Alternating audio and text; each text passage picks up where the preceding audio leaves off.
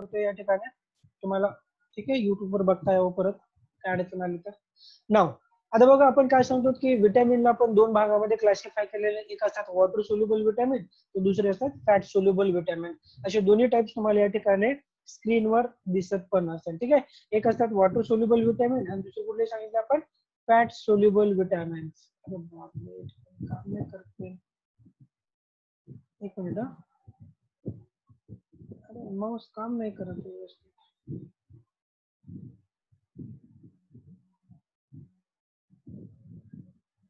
एक मिनिट, का बरं असं का, माऊस प्रॉपरली काम नाही करत आहे बघा, कसं समजून सांगणार मी आता.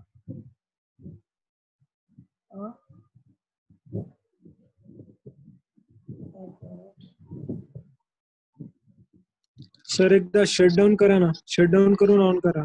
काल सायंकाळपासूनच, काल 11-12च्या मुलांचा क्लास होता ना, तेव्हापासूनच प्रॉब्लेम क्रिएट करत्या. त्याच्यानंतर तर लॅब सिस्टीम खूप वेळ शटडाऊन ऑन केली ऑफ केली. हे बघा, कारण का नेहमी जे आपल्या पेन काम करतं त्या ठिकाणी तर थोडस काम करतं व्यवस्थित, म्हणजे तरी तुटक तुटक चालते ते, काय माहिती असं काय होतंय ते. एक मिनिट बघूया, प्रॉपर काम नाही करत आहे माऊस.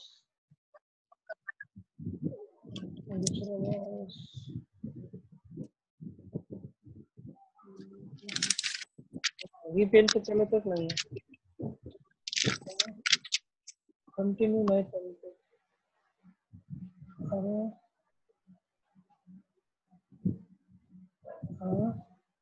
पुढे चालते पण त्याच्यावर नाही चालत, चालली. ओके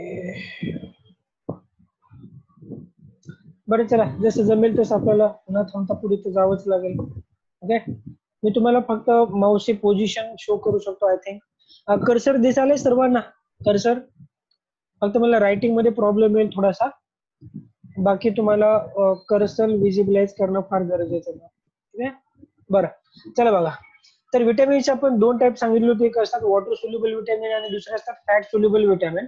ठीक आहे, एकामध्ये सांगितलं की वॉटर सोल्युबल मध्ये आपल्याला परत दोन टाइप बघायला मिळतील, एक असतात नॉन बी कॉम्प्लेक्स आणि त्याच्यामध्ये एकच एक्झाम्पल ते म्हणजे विटॅमिन सी चं एक्झाम्पल. ओके, बी कॉम्प्लेक्स विटॅमिनला परत आपण दोन भागामध्ये क्लासिफाय करूया. हे इम्पॉर्टंट आहे तुमच्यासाठी, CSIR वाले आणि IITच्या मुलांसाठी ही गोष्ट खूप जास्त इम्पॉर्टंट आहे की विटॅमिनला परत आपण दुसऱ्या दोन भागामध्ये क्लासिफाय करू शकतो. एक म्हणजे हिमॅटोपोएटिक विटॅमिन्स जे बी कॉम्प्लेक्स मध्ये बिलॉंग करतात आणि एक असतात एनर्जी रिलीजिंग विटॅमिन्स. आता बघूयात की याचं मिनिंग काय असतं. बघा इकडे की आपण सांगतो की जे ठीक आहे हिमॅटोपोएटिक विटॅमिन्स असतात, हिमॅटोपोएटिक विटॅमिन्स, हिमॅटोपोएटिक, ठीक आहे, ऍक्च्युअली हे आरबीसीच्या फॉर्मेशन मध्ये काम करतील. कुठं काम करतील? हे आरबीसीच्या फॉर्मेशन साठी काम करतील, किंवा आपल्याला माहिती की ब्लड सेलच्या फॉर्मेशन मध्ये काम करतील. म्हणून अशा विटॅमिन्सला आपण काय म्हणतो? हिमॅटोपोएटिक विटॅमिन्स. कारण का आपल्याला माहिती की महिलांमध्ये जनरली, ठीक आहे, आरबीसीची कमतरता असते किंवा हिमोग्लोबिनची कमतरता असते, तेव्हा डॉक्टर सुद्धा त्यांना रिकमेंड करतात की तुम्ही फोलिक ऍसिड किंवा विटॅमिन B12च्या, ठीक आहे, जे काही टॅबलेट असतात ते कंझ्युम करा असं सांगतो डॉक्टर सुद्धा. बरोबर आहे. सो म्हणून आपण सांगूयात की फोलिक ऍसिड हा जो विटॅमिन आहे किंवा विटॅमिन B12 ज्याचं दुसरं नाव होतं सायनोकोबॅलामिन. ठीक आहे, फोलिक ऍसिडला आपण आणखी एका नावाने ओळखलं होतं बघा, सांगता येईल कोणाला? B9 या नावाने आपण याला फाइंड आउट करतो. कुठल्या नावाने? B9 विटॅमिन म्हणून सुद्धा आपण याला फाइंड आउट करतो. बरोबर आहे, फोलिक ऍसिडला. बरं, त्याच्यामध्ये आपण सांगितलं की दोन्ही जे विटॅमिन्स आहेत हे आरबीसीच्या प्रोडक्शन साठी अर्थात हिमॅटोपोएटिक प्रोसेस मध्ये ठीक आहे साठी काम करतात, आणि बाकीचे जे विटॅमिन्स आहेत ते एनर्जी रिलीजिंग प्रोसेस मध्ये काम करतील. That is oxidation reduction process मध्ये काम करतील. काही जण ठीक आहे आपल्याला बघायचं की इलेक्ट्रॉन ट्रान्सपोर्ट चेन मध्ये सुद्धा आपल्याला बघायचं, किंवा खूप सारे असे विटॅमिन्स आहेत की जे को एन्झाईमचा काम म्हणून सुद्धा करत असतात. ठीक आहे, मग त्याच्यापैकी आपण जर बघितलं विटॅमिन B1 असेल, B2 असेल, B3 असेल आणि B6 असेल, हे तुम्हाला नोट करायचं. एनर्जी रिलीजिंग प्रोसेस मध्ये काम करणारे जे विटॅमिन्स आहेत B1, B2, B3 आणि B6, ठीक आहे, 1, 2, 3 आणि 6 हे तुम्हाला लक्षात ठेवायचं. ठीक आहे, 1, 2, 3 आणि 6 हे नंबर जरी लक्षात ठेवलात तुम्ही, ठीक आहे, विटॅमिन B1, B2, B3 आणि B6 हा नंबर तुम्हाला लक्षात ठेवायचा आहे. हे सर्व विटॅमिन कशासाठी काम करणार आहेत? एनर्जी रिलीजिंग प्रोसेस मध्ये काम करणार आहेत. Like the oxidative phosphorylation process मध्ये सुद्धा तुम्ही म्हणू शकता. तर तुम्हाला ही कंटेंट लक्षात ठेवायचं आहे. ओके, आजच्या टॉपिक मधला सर्वात महत्वाची जी गोष्ट आहे ती गोष्ट म्हणजे ही गोष्ट आपल्याला बघायला लागेल. ती कुठली गोष्ट आहे? ठीक आहे. सो एनर्जी रिलीजिंग प्रोसेस मध्ये काम करणारे जे विटॅमिन्स आहेत ते विटॅमिन कोण आहेत? B1, B2, B3 आणि B6. ठीक आहे. ऑक्सिडेटिव्ह फॉस्फोरायलेशन प्रोसेस मध्ये हे काम करत असतात. चालते. तर हे होतं विटॅमिनच्या बाबतीमध्ये. हिमॅटोपोएटिक मध्ये काम करणारे फोलिक ऍसिड आणि आपण B12 सांगितला, आणि एनर्जी रिलीजिंग प्रोसेस मध्ये काम करणारे विटॅमिन थायमिन, रायबोफ्लेविन, नियासिन आणि पायरिडॉक्सिन. ठीक आहे. हे सर्व विटॅमिन्स आपल्याला बघतो की एनर्जी रिलीज मध्ये. बरं, याच्यामध्ये विटॅमिन B5 राहिलेला आहे. बरोबर आहे. बायोटीन सुद्धा बाकी आहे. सो विटॅमिन B5 असेल, बायोटीन असेल, ते एनर्जी रिलीजिंग प्रोसेस मध्ये प्रॉपरली काम करत नाही. त्यांच्या अदर काहीतरी रोल असेल ते आपण पुढे बघूया. ठीक आहे. सो एनर्जी रिलीजिंग मध्ये काम करणारे आणि हिमॅटोपोएटिक प्रोसेस मध्ये काम करणारे विटॅमिन्स आपण बघितलेत या ठिकाणी. ठीक आहे. होप तुम्ही लिहून घेतलं असेल. याच्यानंतर आता आपण जाणार आहोत की पहिला जो विटॅमिन आपल्याला आजच्या क्लासमध्ये डिस्कस करायचा तो असेल non B complex water soluble vitamin, that is the ascorbic acid or vitamin C. ठीक आहे. आज आपण डिस्कस करणार आहोत कोणाच्या बाबतीमध्ये? Vitamin C, that is the ascorbic ऍसिडच्या बाबतीमध्ये डिस्कस करणार आहे. चला, सर्वांनी हेडिंग द्या, vitamin C or the ascorbic acid. Vitamin C or ascorbic acid ही तुमची हेडिंग असेल आजची. ठीक आहे. नाव आता आपण जाऊयात विटॅमिन सी कडे. विटॅमिन सी च्या बाबतीमध्ये डिस्कशन करायचं आपल्याला. विटॅमिन सी नोट करा, विटॅमिन सी. बरं, विटॅमिन सी चं एक दुसरं नाव आहे जे आपण या ठिकाणी सुद्धा मेन्शन केलेलं आहे, that is about the ascorbic acid. त्याचं दुसरं नाव काय बघा? ascorbic acid. Vitamin C is also known as ascorbic acid. बरं, एक गोष्ट काय माहिती आहे का? आपण जेव्हा शुगरचे स्ट्रक्चर बघितले, ते शुगरच्या स्ट्रक्चर मध्ये हे जे लिनियर प्रोजेक्टेड स्ट्रक्चर जे आपण सांगितलं होतं, दॅट इज नोन एज, ठीक आहे, फिशर प्रोजेक्शन. कोणाचं स्ट्रक्चर बघितलं होतं आपण? Fischer projection. ओके. बरं, शुगर मध्ये आपल्याला डेफिनेशन नुसार माहिती आहे, आयदर त्याच्यामध्ये अल्डिहाइड ग्रुप किंवा कुठला ग्रुप असतो? कीटोनिक ग्रुप आपल्याला बघतो. आयदर अल्डिहाइड और कुठला ग्रुप असतो शुगर मध्ये? कीटोन ग्रुप आपल्याला सांगता येत असतो. बरोबर आहे. बरं, एक्झॅक्टली तशा प्रकारचे स्ट्रक्चर कोणामध्ये बघायला होतं? तुम्हाला विटॅमिन सी चं स्ट्रक्चर सुद्धा हेक्झो शुगर लाईक तुम्हाला स्ट्रक्चर बघायला होतं. कारण का याच्यामध्ये सुद्धा कार्बनची संख्या किती आहे? विटॅमिन सी मध्ये कार्बनची संख्या सी आहे, आणि या विटॅमिनचे जे स्ट्रक्चर असते कोणासारखं बघायला वाटेल आपल्याला? कार्बोहायड्रेट लाईक स्ट्रक्चर आपल्याला बघायला होतं. कार्बोहायड्रेट मध्ये सुद्धा कोण? हेक्झोज. कधी कधी क्वेश्चन विचारला जाऊ शकतो की कुठला विटॅमिन हा कार्बोहायड्रेट लाईक हेक्झो सारखं स्ट्रक्चरल आपल्यामध्ये म्हणजे रिप्रेझेंटेशन असेल, तर तुम्हाला आन्सर करायचं विटॅमिन सी. महत्वाचा पॉइंट आहे हा तुमच्यासाठी. विटॅमिन सी हा कार्बोहायड्रेट लाईक हेक्झो सारखं स्ट्रक्चर आपल्याला बघायला भेटतं. ठीक आहे. जो आपण सांगितलं होतं याच्या अगोदर की हॅवर्थ प्रोजेक्शन मध्ये आपल्याला अशा प्रकारचे स्ट्रक्चर्स पाहायला भेटतात. ठीक आहे ना? ओके. बरं, त्याच्यानंतर आपण जाऊयात विटॅमिन सी च्या बाबतीमध्ये. बरं, एक गोष्ट काय माहिती का, की विटॅमिन सी हा हिट सेन्सिटिव्ह असतो. म्हणजे जर की ज्या काही गोष्टीमध्ये तुम्हाला विटॅमिन सी सापडतो, अशा गोष्टीला जर आपण बॉईल केलं कुकिंग करत असताना वगैरे, तर विटॅमिन सी चं डिस्ट्रक्शन होऊन जाते, ते आपल्या कुठल्याही फायद्याचा होत नाही. ही गोष्ट लक्षात ठेवा. म्हणजेच ही महत्वाची गोष्ट आहे की विटॅमिन सी हा कसा असतो? हिट सेन्सिटिव्ह असतो. आणि नियर अबाउट कुकिंग मधून जर आपण बघितलं तर किती टक्के तो डिस्ट्रक्ट होतो? 70% जवळपास तो कुकिंग मधून तो डिस्ट्रक्ट होत असतो. म्हणजेच विटॅमिन सी चे जे काही सोर्सेस असतात ते तुम्ही विदाउट कुकिंग जर कंझ्युम केले तर तुम्हाला जास्त बेनिफिट होऊ शकतो. जनरली सिट्रस फ्रूट हे रिच सोर्स असतात कोणासाठीचे? विटॅमिन सी साठीचे. त्यांना कुक न करता, तुम्ही हीट न करता जर तसेच कंझ्युम केलं तर आपल्याला बघायला भेटेल की त्यांचं ज्यूस, ठीक आहे, आपल्याला चांगलं कामाला येऊ शकतं आणि विटॅमिन सी आपल्याला जास्त अमाऊंट मध्ये आपल्या बॉडीमध्ये येऊ शकतो. बरं, आणि एक महत्वाची गोष्ट आहे. बरं, विटॅमिन सी हा कोएन्झाइम म्हणून काम नाही करत. ठीक आहे. कोएन्झाइम म्हणून हा प्रॉपरली काम करत नाही. ही गोष्ट सुद्धा लक्षात ठेवा. पण तो एक रिड्युसिंग एजंट म्हणून चांगलं काम करू शकतो. ठीक आहे. Vitamin C act as a strong reducing agent. Note करू शकता तुम्ही. ठीक आहे. हा एक स्ट्रॉंग रिड्युसिंग एजंट म्हणून काम करतो. कोण? Vitamin C. But vitamin C बाकीच्या ठीक आहे वॉटर सोल्युबल विटॅमिन सारखा ऍक्टिव्हली कोएन्झाइमचं काम नाही करणार आहे. ठीक आहे. थोडंसं ऍक्टिव्हली तो काम नाही करत. बट आपल्याला बघायला मिळेल की काही एन्झाईमच्या सोबत तो ऍज अ पार्ट म्हणून त्या ठिकाणी आपल्याला बघायला सुद्धा भेटतो. ठीक आहे. ते आपण पुढे जाऊयात की कोलेजन फॉर्मेशन मध्ये आपल्याला काही विटॅमिन बघायला भेटते त्या ठिकाणी, ते सुद्धा आपण डिस्कशन करू. पण एक गोष्ट आपण सांगितली की vitamin C which act as a strong reducing agent. चला, या पेजवर आपण महत्वाच्या 2-3 गोष्टी सांगितल्या. पहिली म्हणजे गोष्ट आहे vitamin C is also known as ascorbic acid. Vitamin सीचे जे केमिकल स्ट्रक्चर जे असते लाईक द हेक्झो शुगर सारखं आपल्याला पाहायला भेटते, कारण का याच्यामध्ये सुद्धा 6 कार्बन आहेत आणि फ्युचर प्रोजेक्शन सारखं याचं स्ट्रक्चर आहे. तिसरी महत्वाची प्रॉपर्टी आपण सांगितली की हा हिट सेन्सिटिव्ह असतो, ठीक आहे, कारण का हिटला हा डिस्ट्रॉय केला जाऊ शकतो आणि कुकिंग मध्ये आपल्याला माहित आहे 70% व्हिटॅमिन सी हा काय केला जातो, डिस्ट्रॉय केला जाऊ शकतो. नेक्स्ट पॉईंट आपण असं सांगितलंय की व्हिटॅमिन सी हा ऍक्टिव्हली कोएन्झाइमचं काम नाही करणार, बट हा एक स्ट्रॉंग रिड्युसिंग एजंट म्हणून काम करतो, हे आपण बघितलं. त्याच्यानंतर बघा इकडे बायोकेमिकल फंक्शन्स कडे जाऊयात आपण व्हिटॅमिन सीच्या बायोकेमिकल फंक्शनच्या बाबतीमध्ये डिस्कस करूया. Okay, so biochemically vitamin C हा इन्व्हॉल्व होतो कोणाच्या फॉर्मेशनसाठी, कोलेजन फॉर्मेशनसाठी हा इन्व्हॉल्व होत असतो. तुम्हाला सर्वांना माहित आहे की कोलेजन हा एक प्रोटीन आहे, बरोबर आहे. आपण पुढे डिस्कस करूयात की रामचंद्रन प्लॉट शिकवताना मी बायोकेमिस्ट्री मध्ये सांगितलेलं सुद्धा तुम्हाला की कोलेजन कोण एक प्रोटीन आपल्याला बघायला होतं, ठीक आहे. सो जनरली आपण त्याला कोलेजन ट्रिपल हेलिक्स असं बोलतो. सो कोलेजन जो प्रोटीन आहे तो आपल्या बॉडीमध्ये, ठीक आहे, बिलकुल आपल्याला माहिती आहे की कनेक्टिव्ह टिश्यूचे जे स्ट्रक्चर्स असतात हे या फॉर्मेशन मध्ये हा इन्व्हॉल्व होत असतो. जसे की आपल्या मसल्स असतील, आपले बोन्स असतील, आपले गम्स असतील, ठीक आहे, स्किन असेल, तर अशा डिफरंट टाइपच्या ऑर्गनच्या फॉर्मेशनसाठी आपल्याला कोण लागत असतो, प्रोटीन, कोलेजन प्रोटीन लागत असतो. जनरली हा एक्स्ट्रा सेल्युलर साईडचा प्रोटीन आहे. कुठं सापडतो हा, ईसीएम मध्ये एक्स्ट्रा सेल्युलर साईटला आपल्याला बघायला होतो की हा जास्तीत जास्त अमाऊंट मध्ये सापडणारा प्रोटीन आहे. कोण, कोलॅजन प्रोटीन जो आपण सांगतो. ओके, सो कोलेजनचं जे फॉर्मेशन होत असते त्याच्यामध्ये आपल्याला बघायला मिळते की व्हिटॅमिन सी ची आपल्याला जास्त गरज असते. सीएसआर ने सुद्धा या क्वेश्चनला खूप वेळेस विचारलेला आहे, तर लक्षात ठेवा कोलेजनच्या फॉर्मेशनसाठी आपण सांगतो की कोणाची गरज असते. So vitamin C is required for the hydroxylation of proline and lysine. ही महत्वाची गोष्ट आहे, प्रोलीन आणि हायड्रोक्सी, ठीक आहे. आपल्याला माहिती आहे की अमिनो ऍसिड लायसिन ज्या प्रोटीन मध्ये आपल्याला बघायला होतात त्यांच्यावर हायड्रोक्सिलेशन करणं फार गरजेचं असते, ठीक आहे. बरं, याच प्रोसेसला आपण कुठली प्रोसेस म्हणतो, सपोज करा की आपल्याकडे प्रोटीन तयार झाला आणि हा प्रोटीन आपण सांगत की कोलेजन प्रोटीन आहे.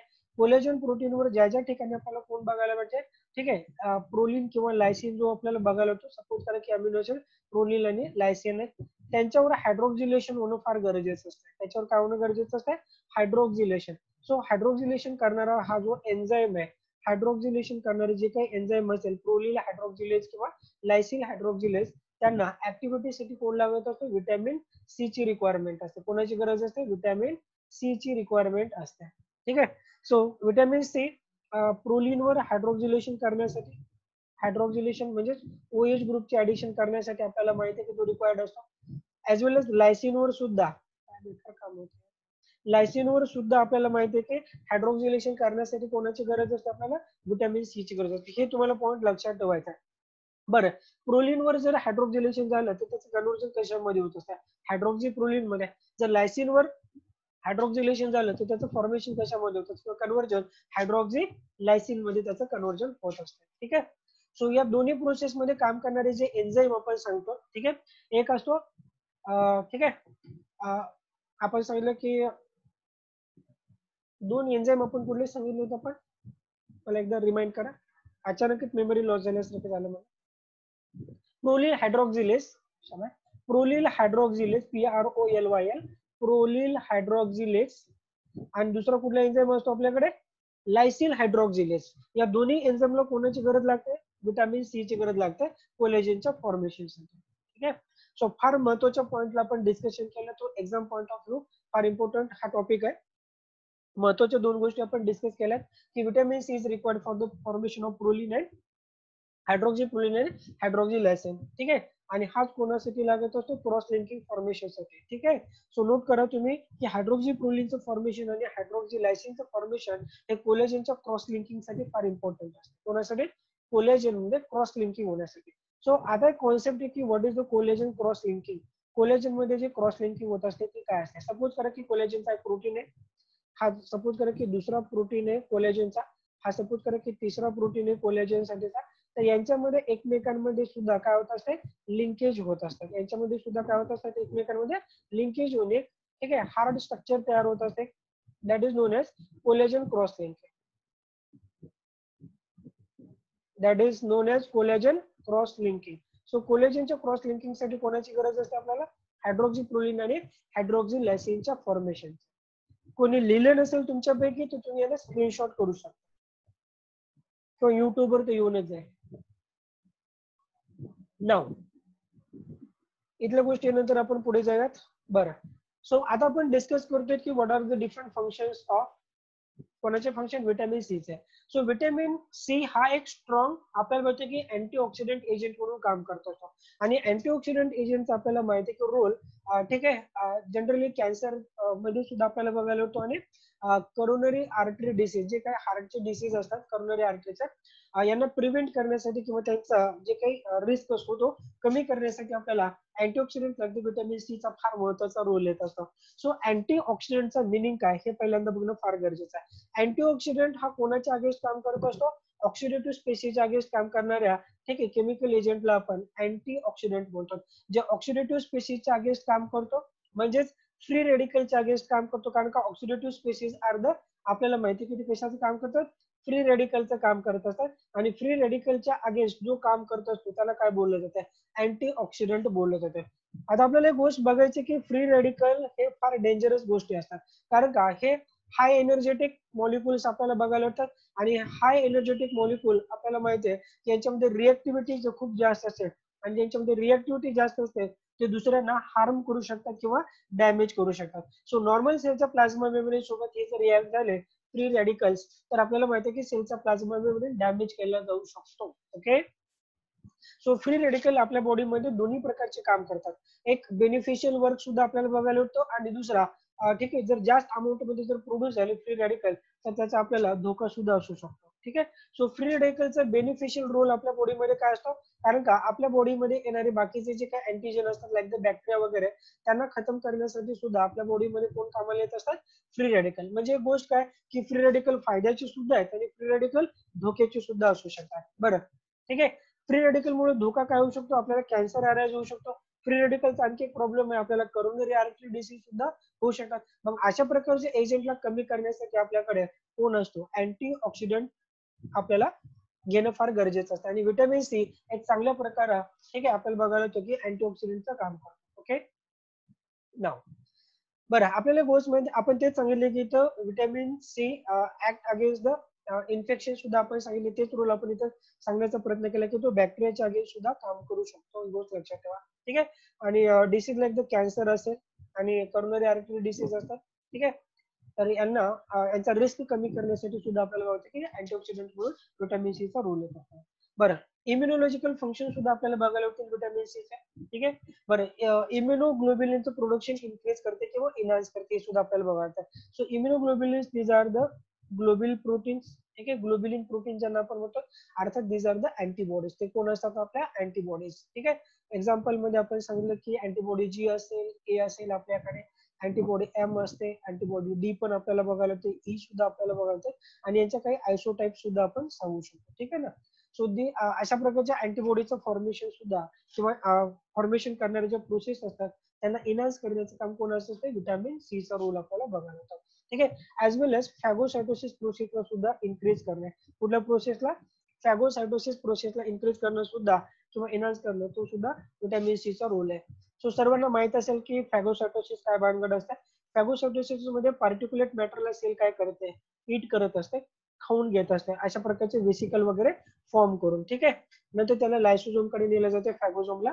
या जो पूर्ण प्रोसेसला आपण जे सांगतो तो फॅगोसायटोसिस प्रोसेस आपल्याला बघायचा. इम्युनॉलॉजी मध्ये कम्प्लीट आपण डिटेल मध्ये डिस्कशन करणार आहे.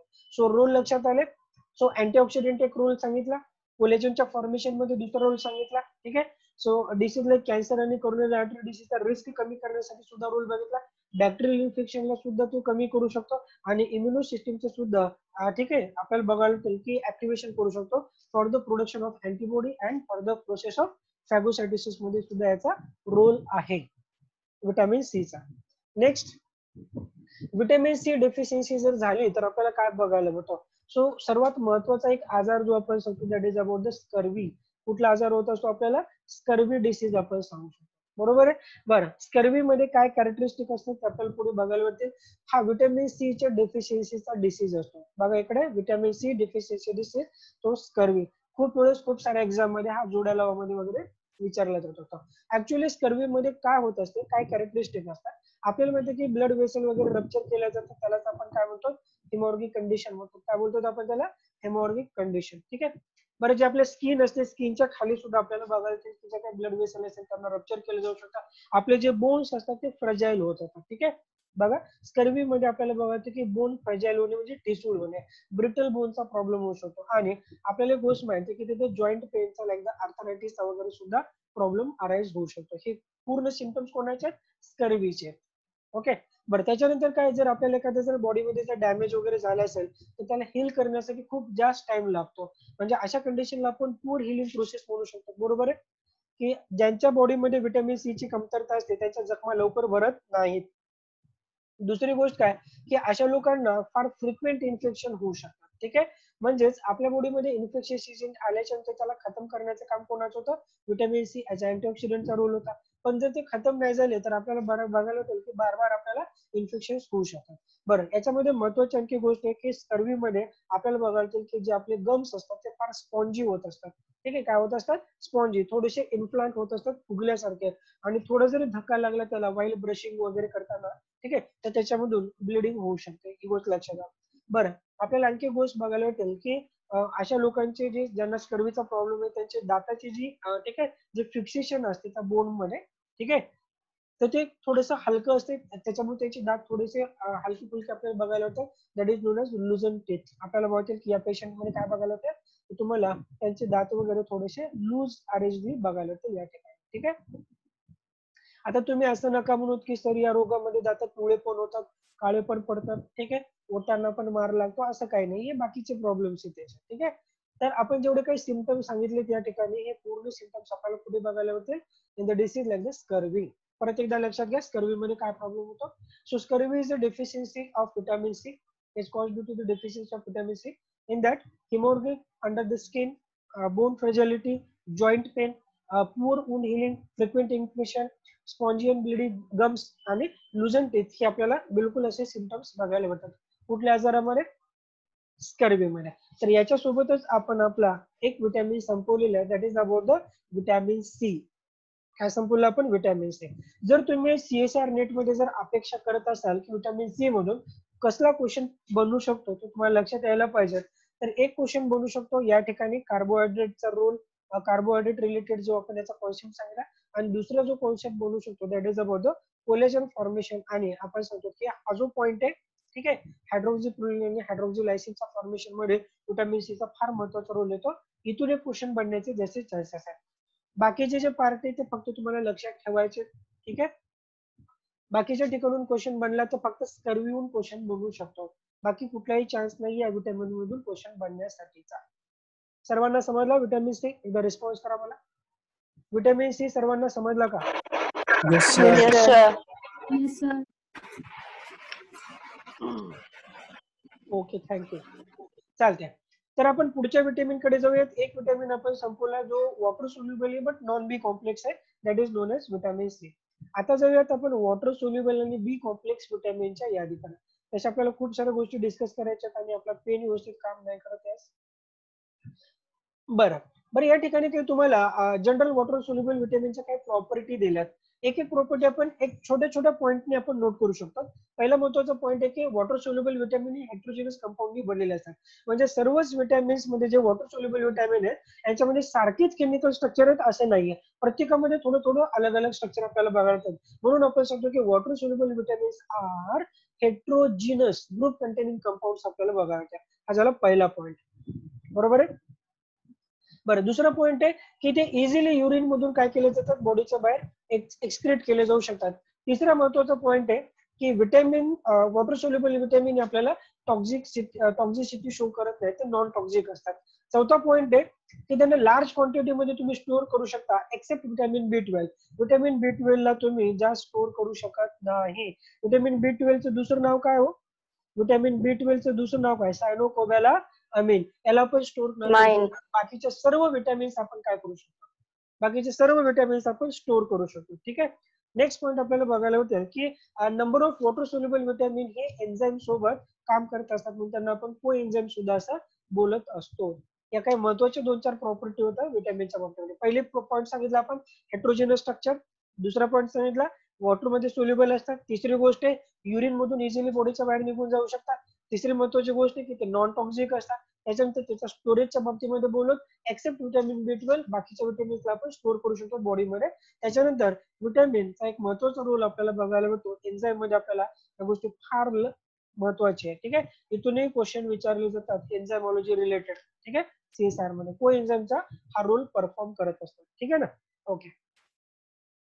त्याच्यानंतर आता आपण जाऊयात आपल्या पहिल्या व्हिटॅमिन कडे, ज्याचं नाव आहे व्हिटॅमिन B1. व्हिटॅमिन B1 म्हणजे कोण झाला आपला व्हिटॅमिन थायमिन. कोण असेल हा थायमिन, नोट करा. थायमिनच्या बाबतीमध्ये आपण डिस्कस करणार आहे. ठीक आहे, हेडिंग द सर्वांनी व्हिटॅमिन B1 थायमिन.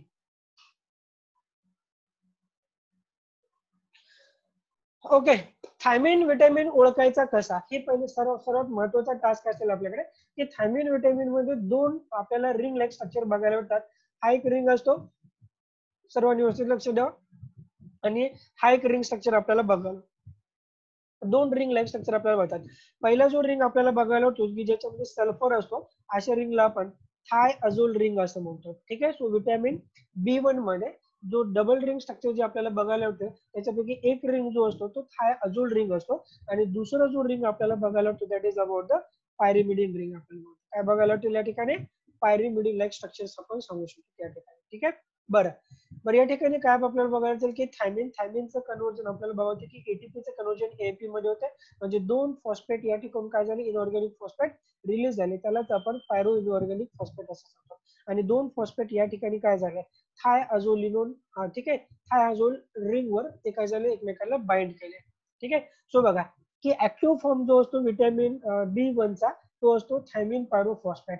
तो ऍक्टिव्हेशन कसं केलं जाते व्हिटॅमिन B1 चं थायमिनचं, तर तुम्हाला लक्षात आलं पाहिजे बाय हायड्रोलायझिंग एटीपी.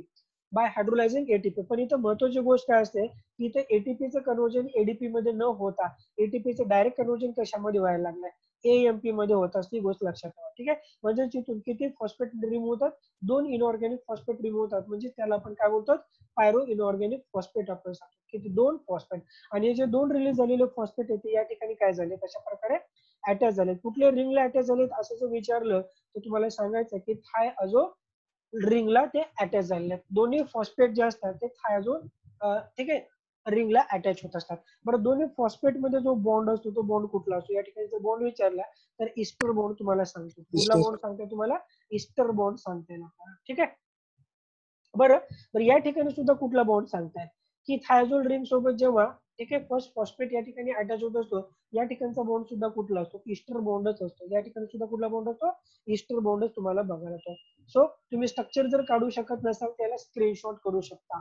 ओके, किंवा परत काही दिवसांनी तुम्ही युट्यूबवर हा व्हिडिओ कंप्लीट बघू शकता, कारण का हे जे बारकावे आहेत ना हेच विचारले जातात एक्झाम मध्ये, आणि याचीच आपल्याला ज्ञान नसते प्रॉपरली. ठीक आहे, सो थायमिन व्हिटॅमिनची ओळख कशी सांगायची, याच्यामध्ये दोन रिंग असतात, एक असते पॅरिमिडिन रिंग, तो दुसरे असते थायझोल रिंग. ठीक आहे, सो याचा ऍक्टिव्हेशन करण्यासाठी याच्यावर आपल्याला दोन फॉस्फेट ऍड करावे लागतात, आणि जो फॉस्फेट डोनर जो असतो तो कोण असतो आपल्याकडे, तो एटीपी असतो. म्हणजे जोपर्यंत तुम्ही एटीपीचं हायड्रोलिसिस करणार नाही तोपर्यंत थायमिन व्हिटॅमिन ऍक्टिव्हेट होणार नाही, कारण का त्याचा ऍक्टिव्ह फॉर्म जो असतो या व्हिटॅमिनचा तो कोण असतो, थायमिन पायरोफॉस्फेट. ऍक्टिव्ह फॉर्म कोण असतो, थायमिन पायरोफॉस्फेट. त्याला आपण TPP नावाने ओळखतो. काय ओळखतो आपण त्याला, TPP, thiamine pyrophosphate is a active or the coenzymatic form of thiamine.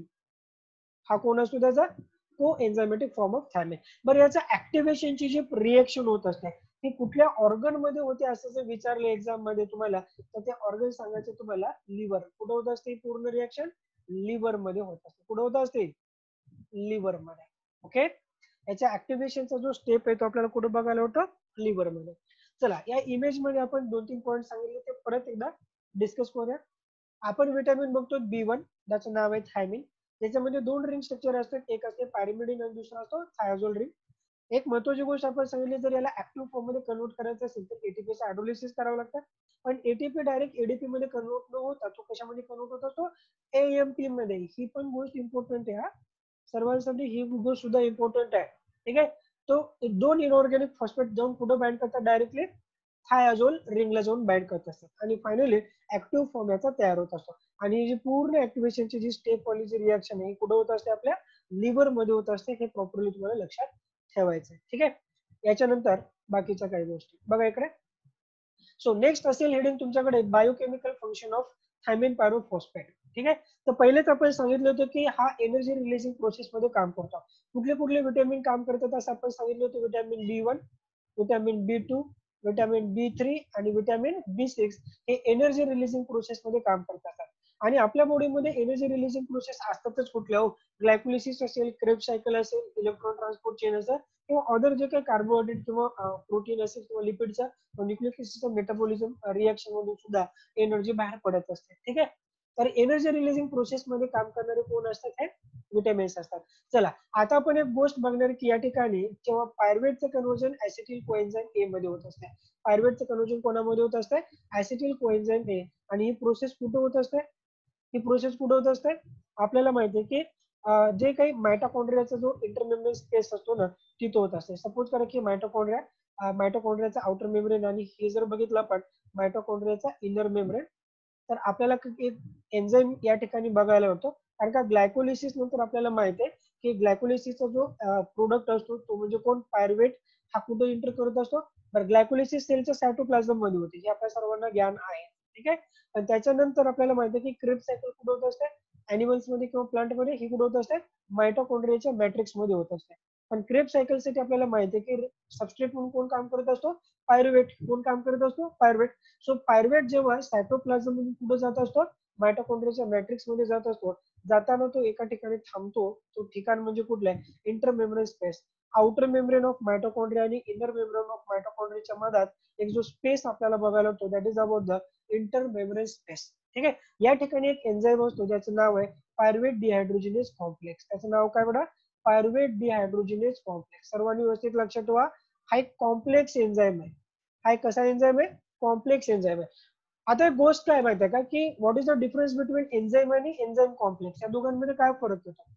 Suppose करा की एकटाच एन्झाईम काम करत असेल रिएक्शन साठी, तर त्याला एन्झाईम बोला.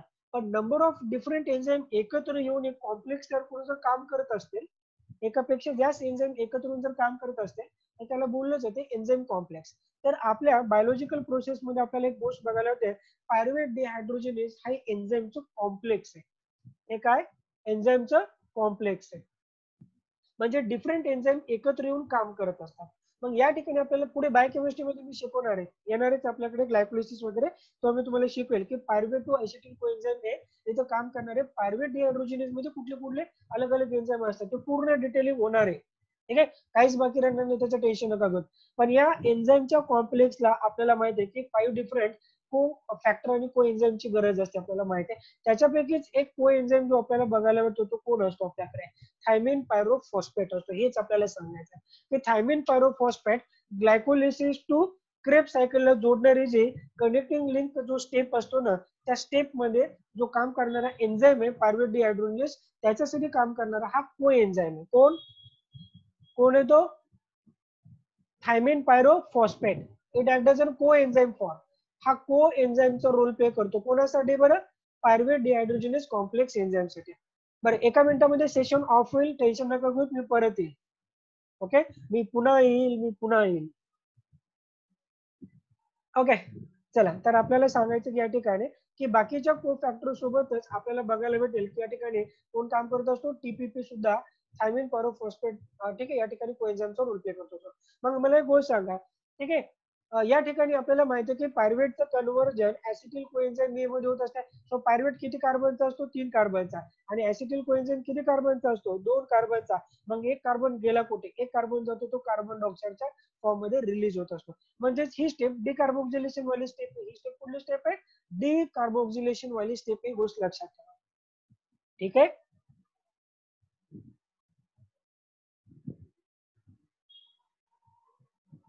बरं, त्याच्यानंतर आपल्याला माहिती आहे की ऍसिटिल कोएन्झाइम हे मायटोकॉन्ड्रियाच्या मॅट्रिक्स मध्ये येतो.